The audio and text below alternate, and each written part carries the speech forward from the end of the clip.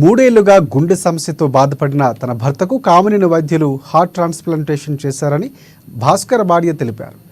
ఇక తెలిసిన వారి డాక్టర్ విషయాల్లో కలిశామని, ఆయనతో ఎంతో బాధ్యతగా వ్యవహరించి తన భర్తకు ఆపరేషన్ చేశారని వివరించారు. బతకడని అనుకున్న తన భర్త ఆరోగ్యంగా ఉన్నాడని చెబుతున్న భాస్కర్ భార్యతో మా ప్రతినిధి అంకిత ఫేస్ టు ఫేస్. సో ఇప్పుడు మనతో పాటు హార్ట్ ప్లాంటేషన్ చేయించుకున్న భాస్కర్ గారు వైఫ్ ఉన్నారు. సో అసలు సర్జరీ ఎలా అయింది, మరిన్ని విషయాలు ఆవిడని అడిగి తెలుసుకుందాం. నమస్తే అండి. నమస్తే. సో అసలు ఆపరేషన్ ఎలా జరిగింది? తనకి గుండె సమస్య ఉందండి. 3 సంవత్సరాల నుంచి గుండె సమస్యతోటి బాధపడుతుండు.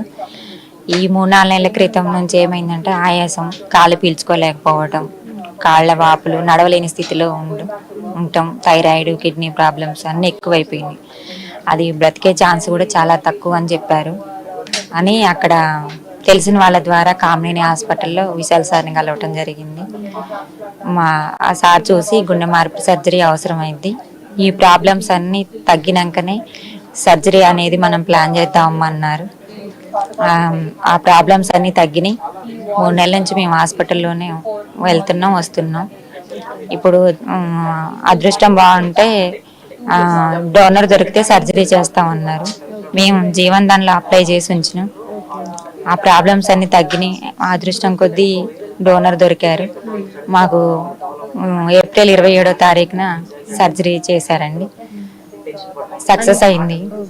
అంటే హార్ట్ ప్లాంటేషన్ అనేది చాలా డబ్బుతో కూడిన పని కదా, ఆపరేషన్. అసలు మీకు ఫండ్స్ కానీ అవి ఎట్లా వచ్చినాయి? మాకు ఫండ్స్ అంటూ అంతకుముందు మామూలుగా ట్రీట్మెంట్కి కొన్ని టెస్టులు అనేవి డబ్బులు పెట్టి చేయించినాం.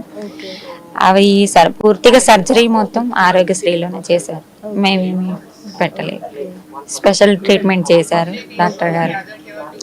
జాగ్రత్తగా చూసుకుంటాం. ఇప్పుడైతే ఆయన కండిషన్ ఎలా ఉంది? చాలా బాగుంది, ఆరోగ్యంగా ఉన్నారు. డిశ్చార్జ్ అయిన తర్వాత ఒకసారి వచ్చేసి వెళ్ళాం 10 రోజులకి. అప్పుడు టెస్ట్లు చేయించినాం, గుండె మంచిగా పనిచేస్తుంది అన్నారు. ఇప్పుడు మళ్ళీ ఈ రోజు కూడా వచ్చినాం, టెస్ట్లని చేశారు, బాగుందన్నారు. మేము